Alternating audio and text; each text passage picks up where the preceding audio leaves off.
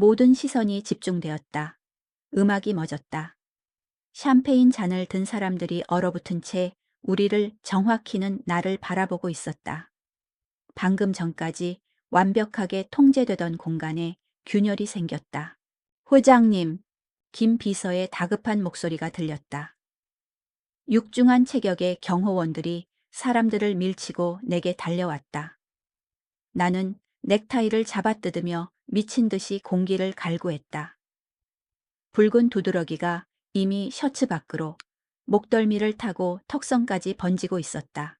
혼돈이었다.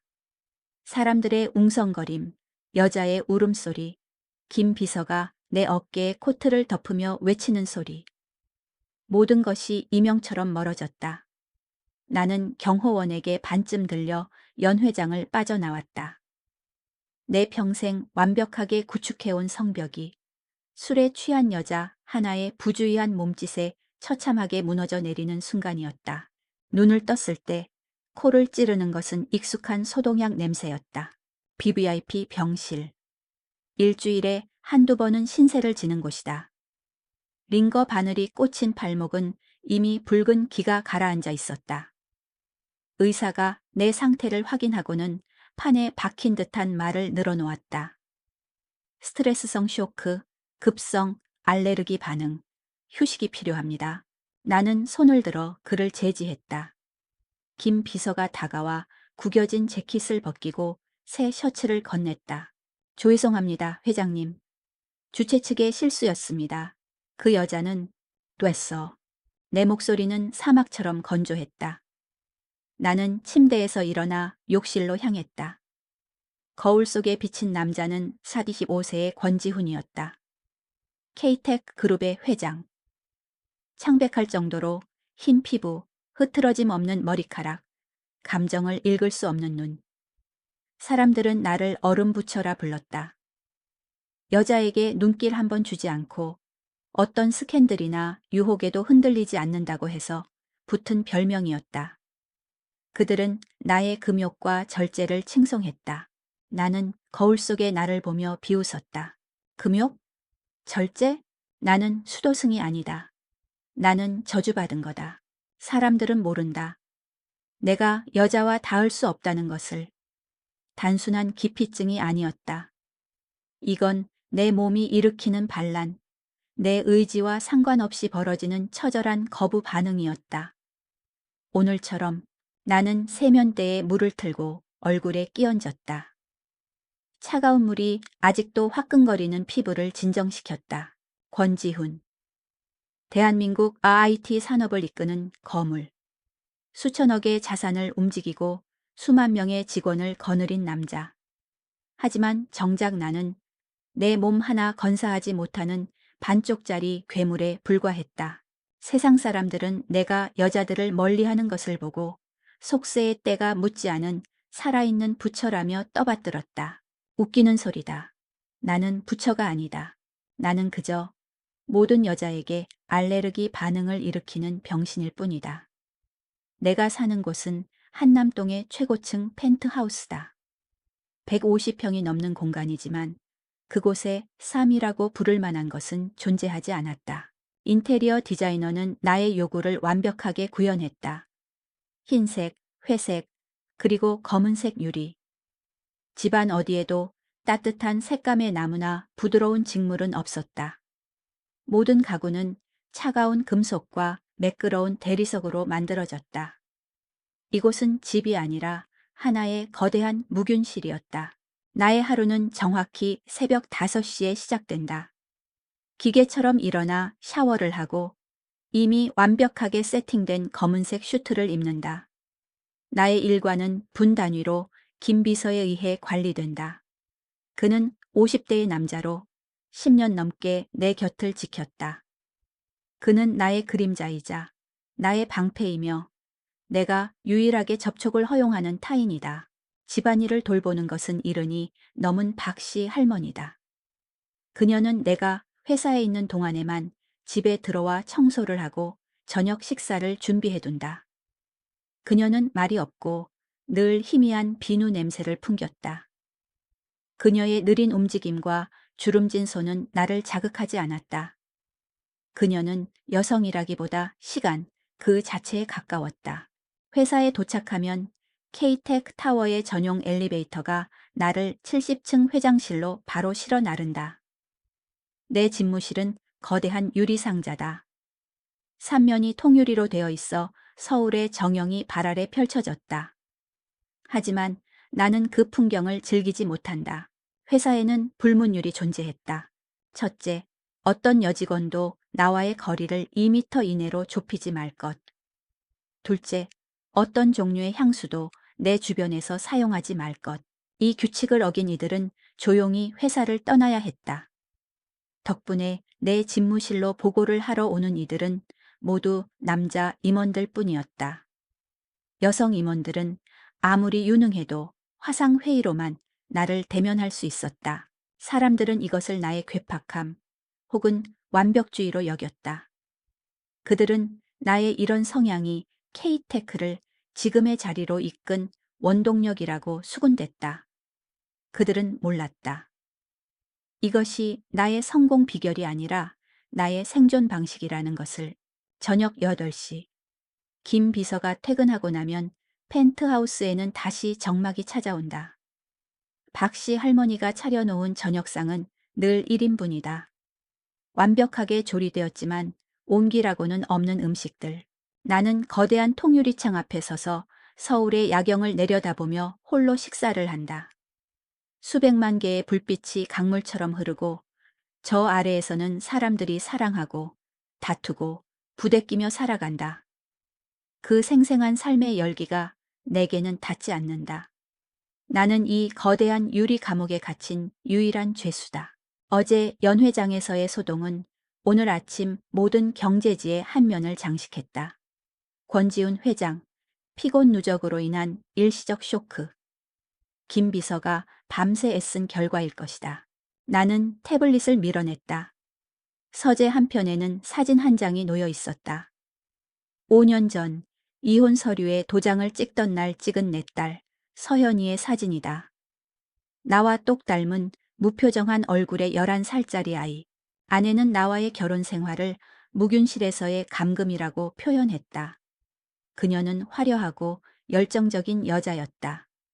정략 결혼이었지만 그녀는 나를 사랑하려 애썼다. 하지만 내가 그녀의 손길을 밀쳐내고 그녀의 접근에 경기를 일으키는 것을 견뎌내지 못했다. 결국 그녀는 내게 거액의 위자료와 딸의 양육권을 요구했다. 나는 모든 것을 주었다. 이제 서현이는 16살이다.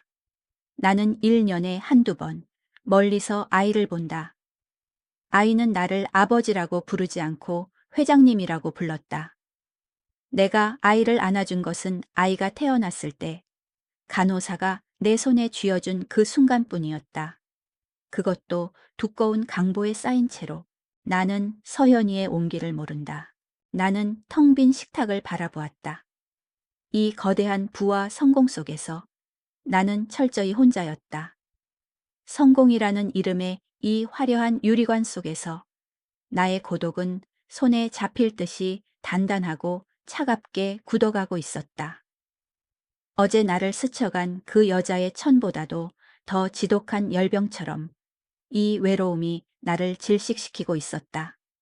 증상은 악화되고 있었다. 예전에는 물리적인 접촉이 문제였다면 이제는 그 전조만으로도 몸이 반응했다. 밀폐된 엘리베이터에서 진한 향수 냄새를 맡기라도 하면 나는 다음 층에 도착할 때까지 숨을 참아야 했다. 여직원이 복도 저편에서 걸어오는 것만 봐도 가슴이 답답해져 일부러 다른 길로 돌아가곤 했다. 내 몸은 나를 외부 세계로부터 점점 더 철저하게 고립시키고 있었다. 얼음 부처라는 별명은 이제 단순한 은유가 아니었다. 나는 정말로 얼음 속에 갇혀 조금의 열기에도 녹아내릴까봐 전전긍긍하는 존재가 되어가고 있었다. 그리고 마침내 내가 가장 두려워하던 일이 벌어졌다. 3분기 실적 발표를 위한 긴급 이사회였다. 시장의 예상을 뛰어넘는 어닝 서프라이즈를 발표하는 자리.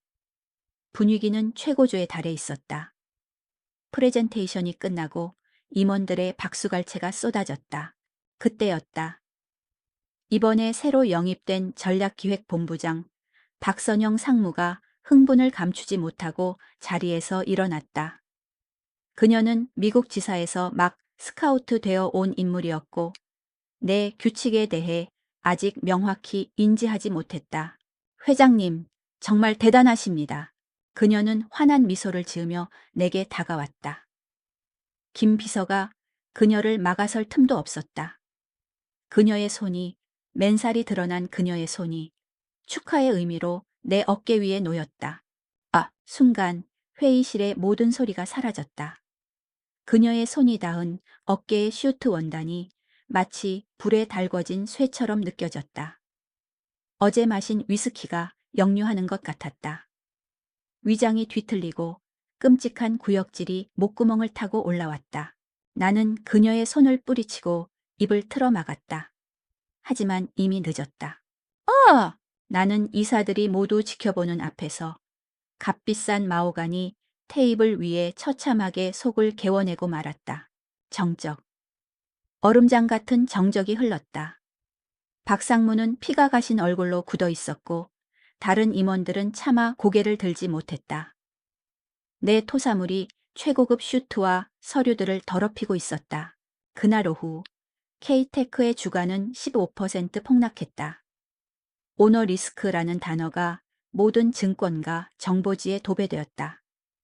내가 이사회에서 구토를 했다는 사실은 단순한 해프닝이 아니었다. 그것은 이 거대한 제국을 이끄는 왕이 사실은 심각한 결함을 가진 인간이라는 명백한 증거였다. 그날 밤 나를 제외한 긴급 이사회가 소집되었다. 다음 날 아침 내 집무실을 찾은 것은 내 아버지의 오랜 친구이자 K테크의 2대 주주인 강진태 부회장이었다. 그는 차마 내 얼굴을 보지 못하고 굳은 표정으로 서류 한 장을 내밀었다. 지훈이, 자네도 알 걸세. 이사회가, 아니, 시장이 자네를 더 이상 신뢰하지 않아. 그것은 이사회의 공식적인 최후 통첩이었다. 권지훈 회장은 즉각 모든 경영 일선에서 물러나 심각한 사회적 불안 증세에 대한 집중 치료에 임할 것을 권고한다. 만약 6개월 내에 정상적인 경영 활동이 불가능하다고 판단될 시 이사회는 즉각 임시 주주총회를 소집하여 회장 해임안을 상정할 것이다. 나는 서류를 내려다보았다. 손이 떨렸다. 평생을 바쳐 이룩한 나의 성, 나의 제국이 나를 밀어내고 있었다. 나의 병이, 나의 저주가 마침내 내 모든 것을 집어삼키려 하고 있었다. 치료저 말립니까? 이미 국내 최고의 전문가로 예약해 두었네. 강 부회장이 태블릿을 내밀었다. 화면에는 단정한 프로필 사진과 함께 한 사람의 이름이 떠 있었다. 한서연 마음치유 클리닉 원장. 심리치료 및 외상 후 스트레스 장애 전문. 절대적인 비밀 보장. 그들은 자네의 병을 접촉 기피증이 아니라 과도한 스트레스로 인한 불안 장애로 알고 있을 걸세. 체면은 세워줄 테니 어떻게든 이겨내게, 지훈이. 나는 눈을 감았다. 선택의 여지가 없었다. 얼음부처는 이제 세상 밖으로 끌려나와 자신의 가장 치욕스러운 상처를 드러내 보일 수밖에 없었다. 살아남기 위해서. 한서연 마음치유 클리닉. 이름 한번 거창하다고 생각했다. 청담동의 한적한 골목, 고급 빌라들 사이에 숨어있는 나지막한 3층 건물이었다. 병원이라기보다는 갤러리나 고급 레스토랑에 가까운 외관이었다. 나는 차에서 내리기 전 김 비서가 건넨 항히스타민제 2알을 물 없이 삼켰다. 최악의 사태에 대비한 최소한의 방어막이었다. 의사를 만나는 것 자체가 내게는 전쟁터에 나가는 일과 같았다. 클리닉 내부는 병원 특유의 소독약 냄새 대신 옅은 나무 향과 오래된 책 냄새가 났다. 병원이라기엔 지나치게 안락한 분위기. 두꺼운 러그가 깔린 바닥, 벽면을 가득 채운 책장, 그리고 따뜻한 색감의 간접 조명. 예약제로 운영되는 1인 클리닉이라 그런지 로비는 텅 비어 있었다. 잠시 후 안쪽 진료실 문이 열리고 한 여자가 걸어 나왔다. 한서연. 그녀였다. 나는 순간적으로 몸을 굳혔다. 하지만 그녀는 내가 예상했던 의사의 모습과는 거리가 멀었다. 화려한 커리어 우먼도 냉철한 가운을 입은 전문가도 아니었다. 그녀는 수수한 베이지색 니트에 통 넓은 면바지를 입고 있었다. 화장기는 거의 없었고 머리는 아무렇게나 틀어 올린 듯 자연스러웠다. 그리고 가장 중요한 것. 그녀에게서는 아무런 냄새도 나지 않았다. 향수도, 강한 화장품 냄새도, 사람 특유의 채취조차도 거의 느껴지지 않았다. 그녀는 나를 보고 놀란 기색 없이 그저 옅은 미소를 지었다. 권지훈님. 기다리고 있었습니다. 이쪽으로 오시죠. 그녀는 완벽한 거리를 유지했다. 내가 불쾌감을 느끼지 않을, 그러나 너무 멀지도 않은 정확히 2미터 정도의 거리. 그녀는 나를 진료실로 안내하고는 내 맞은편 소파에 앉았다. 우리 사이에는 낮은 원목 테이블이 놓여 있었다. 강 부회장님께 말씀은 들었습니다. 최근 스트레스가 극심하셔서 신체화 증상으로 고생하고 계시다고요. 그녀의 목소리는 낮고 차분했다. 나는 팔짱을 낀 채 대답 대신 그녀를 쏘아보았다. 신체화 증상이라. 내 끔찍한 저주를 그들은 그렇게 간단하게 포장했다. 내가 왜 여기 와야 했는지 모르겠군요. 그러시겠죠. 그녀가 고개를 끄덕였다. 아마도 세상에서 가장 오기 싫은 곳이었을 겁니다. 나는 할 말을 잃었다. 그녀는 내 저기를 비난하거나 무시하지 않고 그저 받아들였다. 첫 번째 상담은 그렇게 무의미하게 흘러갔다. 그녀는 질문을 던졌고 나는 단답형으로 대답하거나 침묵으로 일관했다. 수면 시간은? 식사는 제대로 하는지? 최근 가장 기뻤던 일은? 나는 마지막 질문에 실소를 터뜨렸다. 기뻤던 일이라. 그런 건 없소. 그럼 가장 화가 났던 일은요? 바로 지금이요. 이런 쓸데없는 대화에 내 시간을 낭비하고 있는 것. 그녀는 내 공격적인 대답에도 표정 하나 바꾸지 않고 노트에 무언가를 적을 뿐이었다. 50분이 지옥처럼 흘러갔다. 마침내 그녀가 입을 열었다. 오늘은 여기까지 하죠, 권지훈님. 다음 주 같은 시간에 뵙겠습니다. 나는 기다렸다는 듯이 자리에서 일어났다. 그녀도 함께 일어섰다. 진료실을 나서려는데 창밖을 보니 세찬 비가 쏟아지고 있었다. 김 비서가 아직 도착을 안 한 모양이군요. 내가 1층 로비에서 빗줄기를 멍하니 바라보며 중얼거렸다. 김 비서에게는 정확히 50분 뒤에 오라고 말해둔 터였다. 그때 그녀가 내 곁으로 다가왔다. 나는 반사적으로 한 걸음 물러섰다. 그녀는 내 움직임을 알아차리고 그 자리에 멈춰섰다. 비가 많이 오네요. 그녀는 진료실로 다시 들어가더니 검은색 장우산 하나를 들고 나왔다. 제 겁니다. 차까지 쓰고 가세요.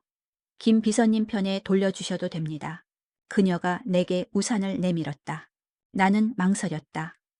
그녀의 손을, 그녀의 물건을 받아야 했다. 나는 약효가 아직 남아있기를 바라며 마른 침을 삼켰다. 나는 그녀의 손이 아닌 우산 손잡이의 끝부분을 잡기 위해 조심스럽게 손을 뻗었다.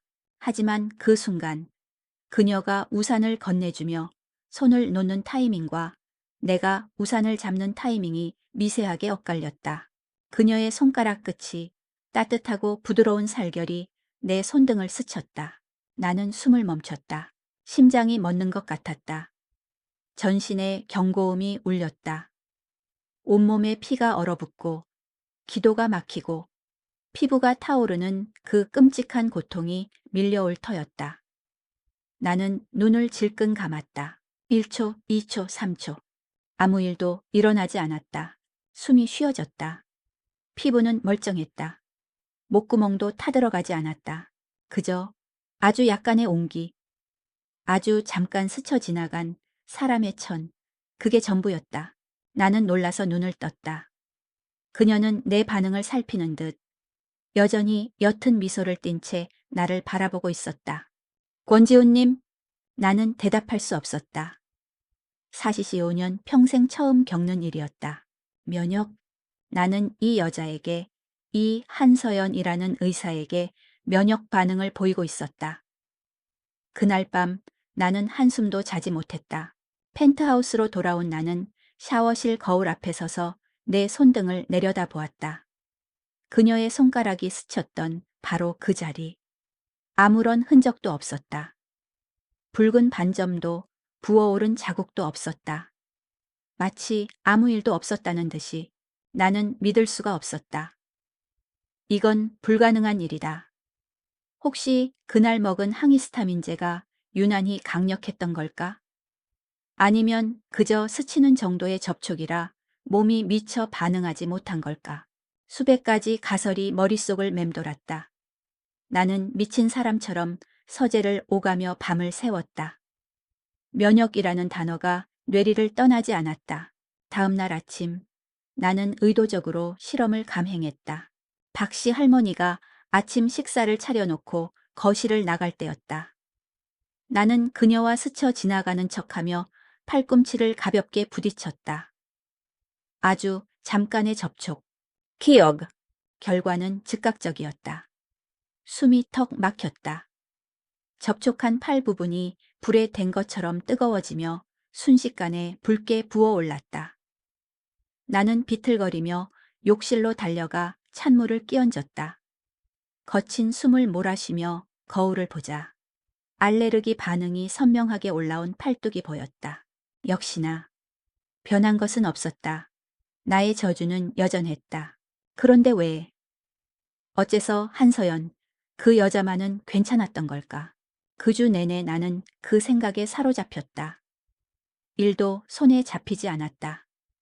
나는 태어나서 처음으로 다음번 진료 시간을 기다렸다. 일주일이 1년처럼 길었다. 다시 찾은 클리닉. 나는 그날 처음으로 예약 시간보다 10분 일찍 도착했다. 한서연은 여전히 그 자리에 그 모습 그대로였다. 옅은 나무 향기 속에서 그녀는 따뜻한 차를 내밀었다. 오늘은 좀 일찍 오셨네요, 권지훈님. 나는 찻잔을 받아들었다. 이번에도 찻잔을 건네는 그녀의 손가락이 내 손과 스쳤다. 나는 숨을 참았지만 동시에 모든 감각을 곤두세웠다. 괜찮았다. 아무렇지도 않았다. 심장이 조금 빨리 뛸 뿐 그 어떤 거부 반응도 일어나지 않았다. 나는 멍하니 그녀를 바라보았다. 그녀는 내 시선을 피하지 않고 마주 보았다. 무슨 생각 하시는지 알 것 같아요. 그녀가 조용히 입을 열었다. 지난번에도 그리고 방금도 괜찮으셨죠? 그녀는 알고 있었다. 내 병의 실체를. 강 부회장이 불안장애라고 둘러댔지만 그녀는 첫 만남에서부터 내 본질을 꿰뚫어 본 것이다. 당신, 대체 정체가 뭐요? 내 목소리가 떨려 나왔다. 이사죠? 권지훈님을 치료할 사람. 어떻게 당신만, 글쎄요. 그녀는 차를 한 모금 마셨다. 아마도 제가 권지훈님을 해치지 않을 거라는 걸 회장님의 몸이 먼저 알아차린 거 아닐까요? 말도 안 되는 소리였다. 내 몸은 지난 30여 년간 단 한 번도 나를 배신한 적이 없었다. 모든 여성을 위험으로 분류하고 나를 보호해왔다. 그런데 이 여자는 예외라니. 그날 나는 처음으로 입을 열었다. 치료가 아닌 대화를 시작했다. 나는 이 면역이라는 기이한 현상에 집착했다. 이 여자를 알아야 했다. 이 여자의 무엇이 내 몸의 방어 기제를 무너뜨렸는지 알아내야만 했다. 나는 그녀에 대해 물었고 그녀는 대답했다. 그녀는 향수를 쓰지 않는 이유가 향에 민감한 환자들을 위해서라고 했다. 그녀가 화려한 옷을 입지 않는 이유는 환자들이 위축되지 않게 하기 위해서라고 했다. 그녀의 모든 것은 타인을 향해 맞춰져 있었다. 나는 1시간 내내 떠들었다. 내가 얼마나 이 병 때문에 고통받았는지, 얼마나 철저하게 고립되어 살아왔는지, 내 이야기를 하는 것이 아니었다. 나는 그저 이 면역 상태를 한시라도 더 길게 누리고 싶었다. 그녀와 같은 공간에서 그녀의 목소리를 들으며 내가 정상인처럼 숨 쉴 수 있는 이 기적 같은 시간을 그녀는 그저 들어주었다. 판단하지도 섣부른 위로를 건네지도 않았다. 상담이 끝나고 클리닉을 나설 때 나는 깨달았다. 지난 1시간 동안 나는 단 한 번도 가슴이 답답하다고 느끼지 않았다. 그녀의 진료실은, 그녀가 존재하는 그 공간은 이 독가스 가득한 세상에서 내가 유일하게 숨 쉴 수 있는 청정구역이었다. 한서연. 그녀는 나의 유일한 산소였다. 나는 이 산소를 절박하게 원하기 시작했다. 나는 그녀의 청정구역에 중독되기 시작했다. 일주일에 한 번이던 상담은 2번이 되었고 곧 3번이 되었다. 이사회의 강요 때문이 아니었다. 그것은 생존을 위한 나의 자발적인 선택이었다. 나는 한서연이라는 산소 공급 장치 없이는 단 하루도 버틸 수 없을 것 같았다. 그녀는 내 병에 대해 섣불리 진단하려 들지 않았다. 그녀는 내 증상을 알레르기나 접촉 기피증이라고 부르지 않았다. 그녀는 그것을 지훈님의 몸이 보내는 신호라고 표현했다. 몸은 거짓말을 하지 않아요, 권지훈님. 그 신호가 언제부터 시작되었는지, 몸이 무엇을 두려워하는지 우리는 그 이야기를 들어야 해요. 그녀는 현재의 나 대신 과거의 나에 대해 묻기 시작했다. 어린 시절의 지훈님은 어떤 아이였나요? 나는 그 질문이 싫었다. 내 과거는 K테크의 공식적인 홍보 자료 외에는 존재하지 않았다. 천재적인 두뇌로 조기 입학을 하고 아버지의 회사를 물려받아 지금의 제국을 건설한 완벽한 성공 스토리. 그런 건 중요하지 않소. 나는 현재의 이 문제를 해결하고 싶을 뿐이요. 하지만 현재의 문제는 언제나 과거에서 비롯되죠. 그녀는 집요했다. 부드럽지만 단호하게. 그녀는 나의 완벽한 방어막을 한 겹씩 벗겨내기 시작했다. 그녀는 내가 안전하다고 느끼는 유일한 사람이었기에 나는 무의식적으로 그녀의 접근을 허용하고 있었다. 그녀는 내게 가장 오래된 기억에 대해 물었다. 나는 눈을 감았다. 떠올리고 싶지 않은 수십 년간 봉인해두었던 기억의 상자. 그 상자에서는 언제나 역겨운 냄새가 났다. 기억나지 않소? 괜찮아요. 억지로 떠올리지 않으셔도 돼요. 그녀가 말했다. 그냥 지금 느껴지는 감각에 집중해 보세요. 어떤 냄새가 나는 것 같기도 하고, 어떤 소리가 들리는 것 같기도 하고, 그녀의 나직한 목소리가 나를 어둠 속으로 이끌었다. 냄새. 그렇다. 냄새가 났다. 아주 진하고 달콤하고 역겨운 냄새. 싸구려 분 냄새와 독한 술 냄새. 그리고 낯선 남자들의 땀 냄새가 뒤섞인 여면이 내 입에서 나도 모르게 그 단어가 새어나왔다. 나의 어머니. 그녀는 한때 시대를 풍미했던 여배우였다. 아버지는 그녀의 화려함에 반해 결혼했지만 그녀는 가정에 정착할 여자가 아니었다. 그녀는 아름다웠지만 불안정했고 알코올에 중독되어 있었다. 아버지는 늘 바빴다. 어린 나는 거대한 저택에 그 불안정한 여자와 단둘이 남겨졌다. 그녀는 밤마다 파티를 열었고 낯선 남자들을 집으로 끌어들였다. 그리고 내가 그 광경을 목격할 때마다 그녀는 나를 자신의 드레스룸, 거대한 붙박이장 안에 가둬버렸다. 조용히 해, 지훈아. 엄마 일하는 거 방해하지 말고. 나는 그 어둡고 좁은 공간에 갇혔다. 수십 벌의 화려한 드레스와 값비싼 모피 코트 사이. 그곳은 언제나 엄마의 싸구려 향수 냄새와 그녀가 만났던 남자들의 채취로 질식할 것 같았다. 나는 그 어둠 속에서 울면서 그녀가 문을 열어줄 때까지 몇 시간이고 기다려야 했다. 그것이 나의 가장 오래된 기억이었다. 처음 증상이 나타났던 날이 기억납니다. 나는 텅 빈 눈으로 허공을 응시하며 말했다. 10살 때였어요. 그날도 어머니는 술에 취해 있었죠. 낯선 남자와 거실에서 뒹굴고 있었고 내가 그걸 봤어요. 남자가 돌아가고 난 뒤 어머니는 비틀거리며 나에게 다가왔어요. 그리고는 나를 껴안았어요. 그녀는 평소와 달리 아주 다정하게 웃고 있었다. 술에 취해 뭉개진 발음으로 그녀는 나를 사랑한다고 했다. 내 아들, 엄마 아들. 그녀의 몸에서 풍기는 지독한 향수 냄새와 술 냄새, 그리고 방금 전까지 함께 있던 남자의 땀 냄새가 내 얼굴을 덮쳤다. 붙박이장 속의 그 냄새였다. 나는 공포에 질렸다. 그 순간 나는 숨을 쉴 수 없었다. 목이 졸리고 피부가 타는 것 같았다. 나는 어머니를 밀쳐내고 미친 듯이 구토를 했다. 나의 첫 번째 발작이었다. 그날 이후 나는 어머니를 만질 수 없었다. 그리고 점차 세상의 모든 여자를 만질 수 없게 되었다. 내 몸은 여자라는 존재 자체를, 그 냄새와 천을, 나를 질식시켰던 붙박이장 속의 공포와 동일시하기 시작했다. 이야기를 마쳤을 때 나는 내가 울고 있다는 것을 깨달았다. 어른이 된 이후 아버지의 장례식에서도 흘리지 않았던 눈물이었다. 30년 넘게 억눌러 왔던 10살짜리 아이의 울음이었다. 나는 고개를 숙이고 어깨를 떨었다. 이 초라하고 비참한 모습을 그녀에게 보이고 싶지 않았다. 그때 조용한 흐느낌 속으로 하얀 것이 불쑥 내밀어졌다. 티슈였다. 한서연이, 그녀가 내 바로 앞까지 다가와 있었다. 그녀는 말없이 티슈를 건네고 있었다. 그녀의 손이 내 무릎에 거의 닿을 듯한 거리였다.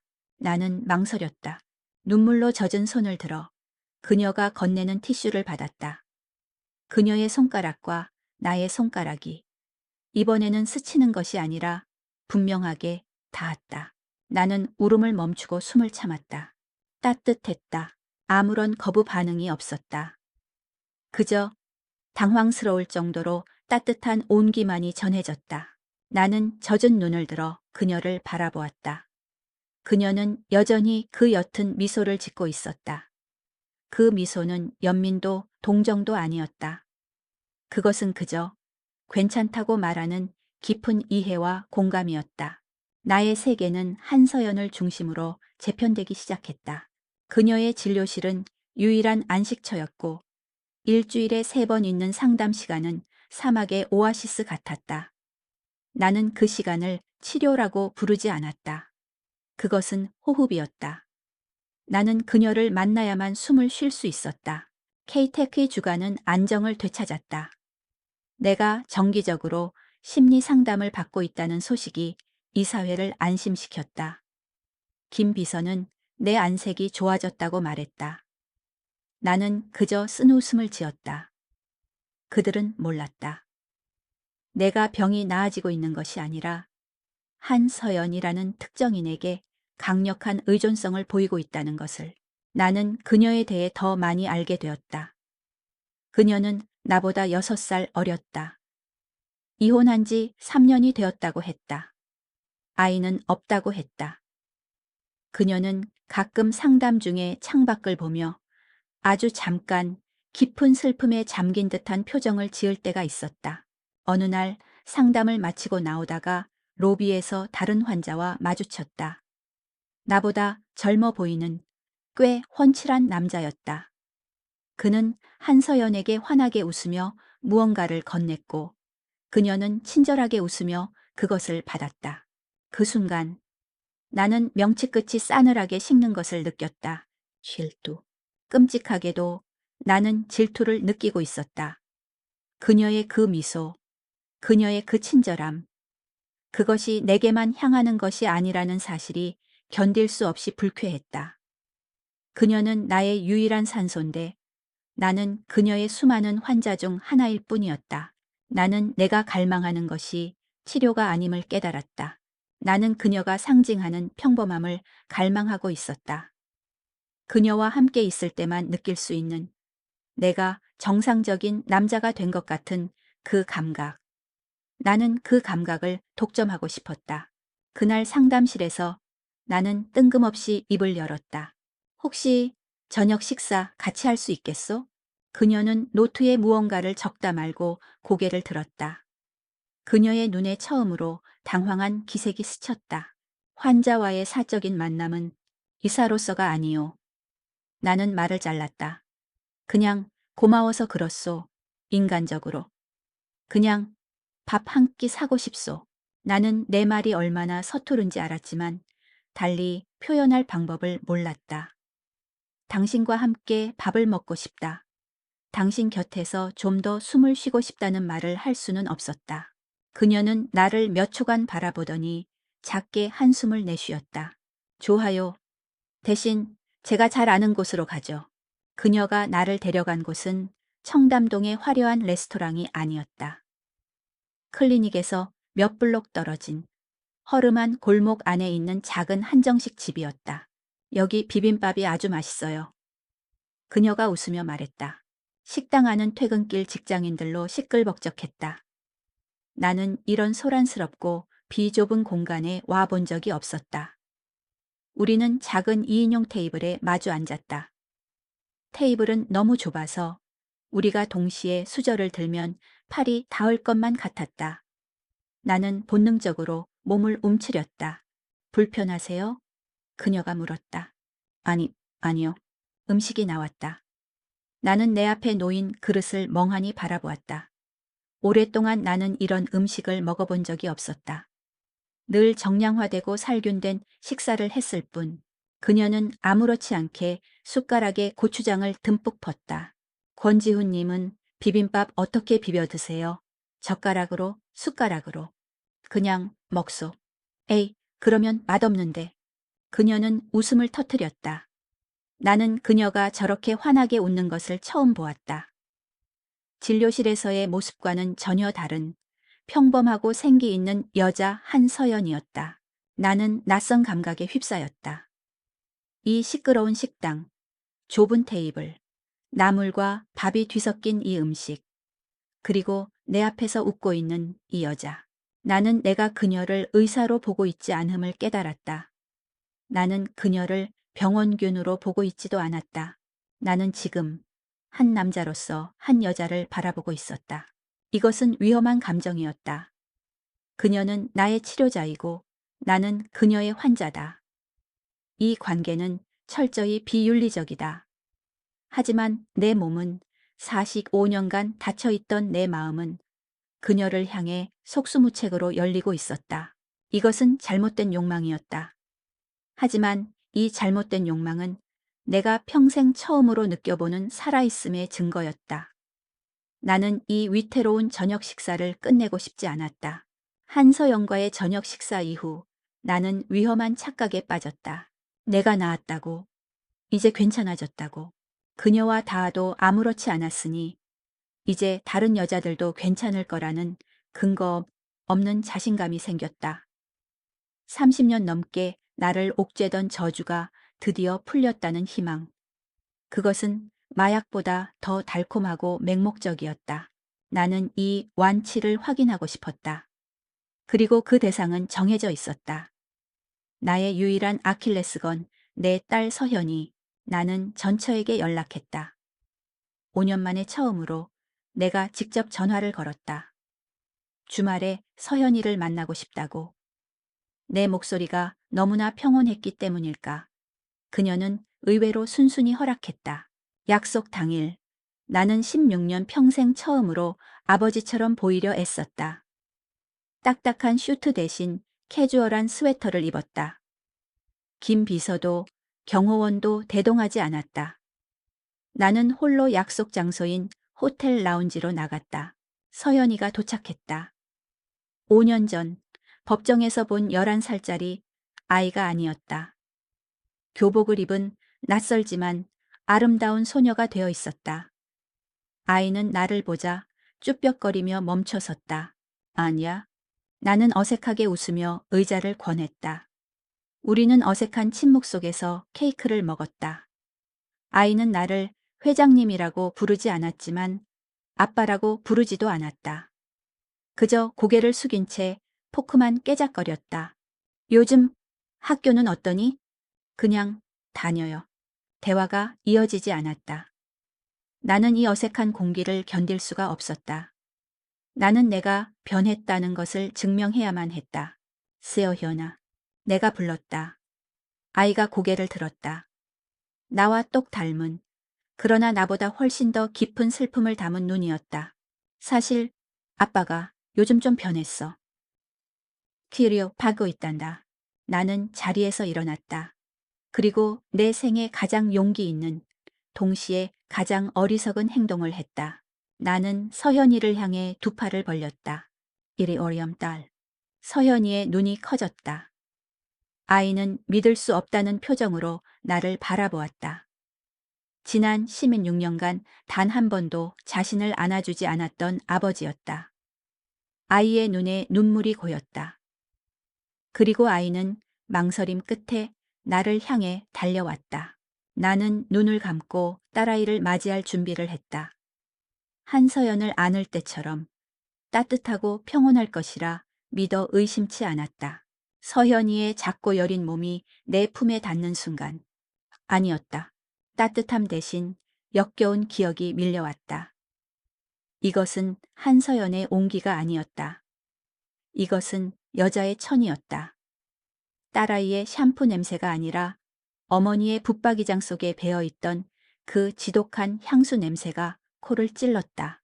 개어, 헤억, 숨이 막혔다. 심장이 얼어붙고 전신에 두드러기가 솟아올랐다. 나는 비명을 지르며 아이를 밀쳐냈다. 떨어져, 만지지 마. 서현이는 바닥에 나동그라졌다. 아이는 공포와 충격에 휩싸인 눈으로 나를 올려다보았다. 나는 넥타이를 풀며 미친 듯이 공기를 찾아 헤맸다. 오지마, 저리가. 나는 괴물처럼 소리쳤다. 라운지에 있던 모든 사람들이 우리를 주목했다. 서현이는 울음을 터뜨렸다. 아이는 넘어진 채로 뒷걸음질 쳤다. 아바, 무서워. 잘못했어요? 당장 가라고. 나는 내 몸을 통제할 수 없었다. 이것은 내 딸이었다. 내가 지켜줘야 할 유일한 존재였다. 하지만 내 몸은 이 아이를 내 어머니와 동일한 위협으로 인식하고 있었다. 서현이는 울면서 라운지를 뛰쳐나갔다. 나는 그 자리에 무너져 내렸다. 처참했다. 나는 낳은 것이 아니었다. 나는 한서연에게만 면역이었던 것이다. 그것은 축복이나 기적이 아니었다. 그것은 더 잔인한 저주였다. 내게 유일하게 정상적인 삶의 가능성을 보여준 뒤 그것이 오직 한 사람에게만 국한된 예외임을 깨닫게 한 것. 나는 내 딸조차 안을 수 없는 괴물. 그 이상도 이하도 아니었다. 희망이 절망으로 바뀌는 순간 나는 모든 것을 포기하고 싶었다. 나는 무너졌다. 서현이를 밀쳐낸 그날 이후 나는 펜트하우스 밖으로 한 발짝도 나가지 않았다. 모든 일정을 취소했다. 이사회에도 회사에도 나가지 않았다. 한서연의 클리닉 예약도 모조리 취소했다. 김 비서의 전화도 받지 않았다. 나는 이 거대한 유리 감옥에 나 자신을 완벽하게 유폐시켰다. 나는 내가 나을 수 있다는 희망을 품었던 것을 저주했다. 한서연을 만난 것을 후회했다. 그녀는 내게 평범한 삶의 가능성을 보여주었고 바로 그 때문에 나는 내 딸조차 안을 수 없는 이 비참한 현실을 더욱 뼈저리게 깨닫게 되었다. 나는 술을 마셨다. 비싼 와인과 위스키를 물처럼 들이켰다. 깨어있는 모든 순간이 고통이었다. 취하면 그녀의 손길이, 서현이의 울음소리가 잠시나마 잊혔다. 나는 집안의 물건들을 부셨다. 차가운 대리석 조각상, 수천만 원짜리 오디오, 거대한 유리 테이블. 모든 것이 내 저주받은 삶처럼 산산조각 났다. 며칠이 지났는지 몰랐다. 엉망이 된 것일 바닥에 앉아 있는데 현관 인터폰이 울렸다. 김 비서일 거라 생각하고 무시했다. 하지만 인터폰은 집요하게 울렸다. 누구야? 나는 비틀거리며 일어나 모니터를 확인했다. 서현이었다. 내 딸아이가 울어서 퉁퉁 부은 눈으로 문 밖에 서 있었다. 전처가 보낸 모양이었다. 아이는 겁에 질린 표정으로 카메라를 올려다보고 있었다. 아빠, 문 좀 열어주세요. 아빠, 괜찮아요?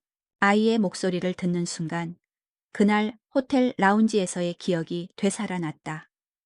아이를 밀쳐내던 내 손, 공포에 질려 울부짖던 아이의 얼굴. 오지 마. 나는 인터폰에 대고 소리쳤다. 다시는 여기 오지 마. 가. 당장 가버려. 아빠, 왜 그래요? 네? 제발. 가라고 했어. 네가 오면 난 숨을 쉴 수가 없어. 나는 괴물이었다. 내 입에서 나온 말은 칼이 되어 아이의 가슴에 박혔다. 모니터 속에서 서현이는 결국 울음을 터뜨리며 돌아서서 엘리베이터로 달려갔다. 나는 그 자리에 주저앉아 짐승처럼 울부짖었다. 나는 내 딸에게, 내가 세상에서 유일하게 지켜야 할 아이에게, 내가 괴물임을, 내가 너를 만질 수 없음을, 너의 존재가 나를 숨 막히게 한다고 고백해버렸다. 나는 바닥에 쓰러져 의식을 잃었다. 얼마나 지났을까? 어둠 속에서 누군가 나를 부르는 소리에 눈을 떴다. 권지훈님. 익숙한 목소리. 하지만 이곳에 있어서는 안 되는 사람. 나는 천천히 고개를 들었다. 거실은 달빛만이 희미하게 들어오는 어둠 속에 잠겨 있었다. 깨진 유리 조각과 쓰러진 가구들 사이로 한서연이 서 있었다. 김 비서가 절박한 마음에 그녀에게 비상 마스터키를 넘긴 모양이었다. 나가. 내 목소리는 쇳소리처럼 갈라져 나왔다. 당장 나가. 당신 때문이야. 당신이 나를 속였어. 나을 수 있다고, 괜찮아질 거라고. 나는 바닥에 있던 빈 술병을 집어 그녀를 향해 던졌다. 술병은 그녀의 발치에 떨어져 요란한 소리를 내며 깨졌다. 하지만 그녀는 피하지 않았다. 그녀는 불을 켜지 않았다. 그녀는 내게 다가오지도 않았다. 그저 어둠 속에 서서 내 맞은편에 부서지지 않은 소파에 조용히 앉았다. 우리 사이에는 깨진 유리가 강물처럼 흘렀다. 나가라고 했어. 제이가 5살 때 죽었어요.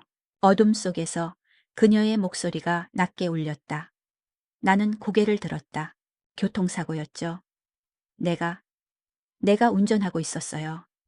비 오는 날이었고 잠깐 한눈을 팔았죠.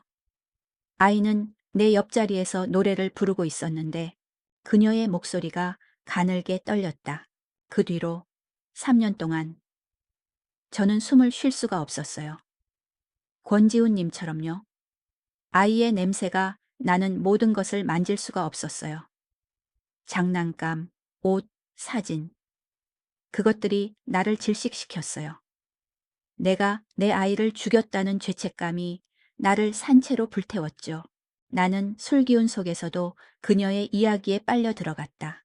그러던 어느 날 문득 깨달았어요. 내가 두려워한 건 내 아이의 흔적이 아니었어요.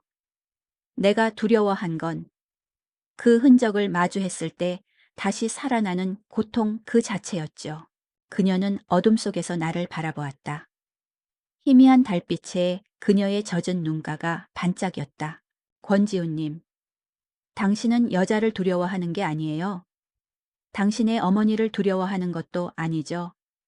당신은 고통받는 것 자체를 두려워하고 있는 거예요. 10살 때 그 붙박이장에서 느꼈던 질식할 것 같은 공포, 그 버려짐의 고통이 다시 반복될까봐 당신은 나처럼 고통에 알레르기가 있는 거예요. 정적이 흘렀다. 그녀의 말이 수십 년간 나를 올가매던 저주의 실체를 드러냈다. 나는 여자를 만질 수 없었던 게 아니다. 나는 고통받는 것이 두려워 사랑과 연결의 가능성 자체를 차단해왔던 것이다. 나는 그녀를 바라보았다. 이 어둠 속에서 자신의 가장 끔찍한 상처를 드러내 보인 여자. 나를 환자가 아닌 자신과 똑같이 고통받는 인간으로 대해준 유일한 사람. 나는 아주 오랫동안 망설였다. 그리고 떨리는 손을 깨진 유리 조각들 위로 그녀를 향해 내밀었다. 그것은 시도가 아니었다. 그것은 구조 요청이었다. 한서연은 자리에서 일어났다. 그녀는 조심스럽게 깨진 유리 조각을 밟으며 내게로 다가왔다. 그리고는 내 앞에 쪼그려 앉아 차갑고 더러운 나의 손을 따뜻한 그녀의 두 손으로 감싸 쥐었다. 발작은 일어나지 않았다. 그저 멈췄던 심장이 다시 뛰는 듯한 격렬한 옴기만이 전해졌다. 나는 그녀의 손을 붙잡고 어린아이처럼 울었다. 그날 밤 이후 많은 것이 변했다. 나는 이사회에 정식으로 사임 의사를 밝혔다. 건강상의 이유라는 공식적인 발표 뒤로 나는 K테크의 회장직에서 물러나 이선으로 후퇴했다. 지분은 유지하되 경영에는 관여하지 않는 그저 최대 주주로만 남았다. 어른 부처의 퇴장은 시장에 작은 충격을 주었지만 유능한 전문 경영인이 그 자리를 대신하자 모든 것은 금방 제자리를 찾았다. 거대한 제국은 나 하나 없어도 훌륭하게 돌아갔다. 나는 한남동의 펜트하우스를 처분했다. 그 거대한 유리 감옥이 더 이상 필요 없었다. 대신 서울 외곽의 작은 단독주택으로 이사했다. 마당이 있고 흙 냄새가 나는 곳이었다. 박씨 할머니는 은퇴시켜 드렸고 김 비서는 새로운 회장의 비서실장이 되었다. 가장 큰 변화는 내가 아버지 역할을 연습하기 시작했다는 것이다. 1년이 지난 가을이었다. 나는 서촌의 한 공원에서 자전거와 씨름하고 있었다. 16년 만에 처음으로 아버지 노릇을 하려니 모든 것이 서툴렀다. 아빠, 그쪽이 아니라고요. 체인이 빠졌잖아요. 이제는 17살이 된 서현이가 헬멧을 쓴 채 나를 한심하게 바라보며 말했다. 나는 기름때가 묻은 손으로 낑낑대며 체인을 다시 걸었다. 자, 됐다. 다시 타봐. 또 했으네요. 서현이는 퉁명스럽게 말했지만 입가에는 희미한 미소가 걸려 있었다. 우리는 여전히 어색했다. 5년 전에 밀쳐냈던 그 상처, 16년간 쌓인 서먹함은 쉽게 사라지지 않았다. 우리는 마치 갓 태어난 아기처럼 서로를 대하는 법을 처음부터 배우는 중이었다. 나는 서현이에게 모든 것을 고백했다. 나의 과거, 나의 병, 그리고 내가 왜 괴물이 될 수밖에 없었는지. 아이는 울지 않고 끝까지 들어주었다. 그리고는 말했다. 어렵네요. 근데 알겠어요. 그것으로 충분했다. 서현이는 주말마다 전처의 집에서 이곳으로 왔다. 나와 함께 자전거를 타거나 혹은 그저 마당에서 아무 말 없이 각자 책을 읽었다. 우리는 천천히, 아주 천천히 서로의 거리를 좁혀가고 있었다. 서연이가 다시 자전거를 타고 공원을 한 바퀴 도는 동안 나는 벤치 쪽을 바라보았다. 그곳에 그녀가 앉아 있었다. 한서연. 그녀는 더 이상 나의 의사가 아니었다. 내가 회장직을 사임한 직후 우리는 공식적으로 치료 관계를 종료했다. 윤리적 문제를 떠나 나는 더 이상 그녀의 청정 구역에 숨을 필요가 없었다. 나는 내 스스로 숨 쉬는 법을 배워야 했다. 그녀는 가을볕 아래서 조용히 책을 읽고 있었다. 수수한 면 셔츠에 청바지. 여전히 아무런 냄새도 나지 않았지만 이제 나는 그녀에게서 따뜻한 햇볕 냄새가 난다고 생각했다. 나는 공원 입구의 작은 푸드트럭으로 걸어가 따뜻한 아메리카노 2잔을 샀다. 그녀가 책에서 고개를 들었다. 내가 내민 커피를 보고 그녀는 웃었다. 진료실에서의 그 옅은 미소가 아닌 비빔밥을 먹던 날의 그 환한 웃음이었다. 고마워요, 지훈 씨. 그녀는 이제 나를 회장님이라고 부르지 않았다. 나는 그녀의 옆에 앉았다. 우리는 아무 말 없이 각자의 커피를 마셨다. 가을 바람이 불었고 나무잎이 발치에 떨어졌다. 서연이 많이 컸네요. 그래요? 요즘은 내가 아니라 저 애가 날 가르치려 들어요. 좋아 보여요, 두 사람. 당신 덕분이지. 내가 진심을 담아 말했다. 그녀는 고개를 저었다. 아니요. 지훈 씨가 스스로 문을 연 거예요. 나는 그냥 그 문이 어디 있는지 알려줬을 뿐이에요. 우리는 다시 침묵했다. 하지만 그것은 어색하거나 불편한 침묵이 아니었다. 많은 말을 할 필요가 없었다. 우리는 서로의 상처를 알고 있었고 그 상처를 딛고 여기까지 걸어온 서로의 시간을 존중했다. 그때 내 어깨에 그녀의 어깨가 가볍게 스쳤다. 그녀가 커피를 마시기 위해 몸을 움직이다가 닿은 것이다. 나는 움찔하지 않았다. 숨을 참지도 않았다. 그저 따뜻했다. 커피의 온기인지 그녀의 천인지 혹은 가을 햇살의 따스함인지 모를 온기가 내게 전해졌다. 저 멀리서 서현이가 자전거를 세우고 우리를 향해 손을 흔들었다. 나도 손을 흔들어 답했다. 황혼이 내리고 있었다. 서울의 하늘이 붉게 물들었다. 나는 더 이상 얼음 부처가 아니었다. 나는 더 이상 유리 감옥에 갇힌 괴물도 아니었다. 나는 그냥 권지훈이었다. 상처받았고 실수했고 그럼에도 불구하고 다시 숨 쉬는 법을 배우는 한 명의 남자일 뿐이었다. 나는 내 옆에 앉은 여자를 바라보았다. 그녀도 나를 바라보고 있었다. 우리는 동시에 웃었다. 그것으로 우리의 구원은 완성되었다. 숨이 막혔다. 끈적한 향수 냄새와 뜨거운 알코올의 열기가 비강을 타고 폐부 깊숙이 박혔다. 여자의 비틀거리는 몸이 내 품으로 무너져 내린 것은 찰나였다. 본능적으로 팔을 들어 막았지만 그녀의 가슴팍이 내 재킷에 닿는 순간 목구멍이 불에 타는 듯한 통증과 함께 기도가 오그라들었다. 키오혀. 비명조차 되지 못한 소리가 새어나왔다. 피부가 옷감이 닿은 모든 부위가 염산이라도 부은 것처럼 타올랐다. 나는 그녀를 거칠게 밀쳐냈다. 와인이 든 유리잔이 바닥에 떨어지며 날카로운 파열음을 냈고 여자의 날카로운 비명이 연회장을 갈랐다.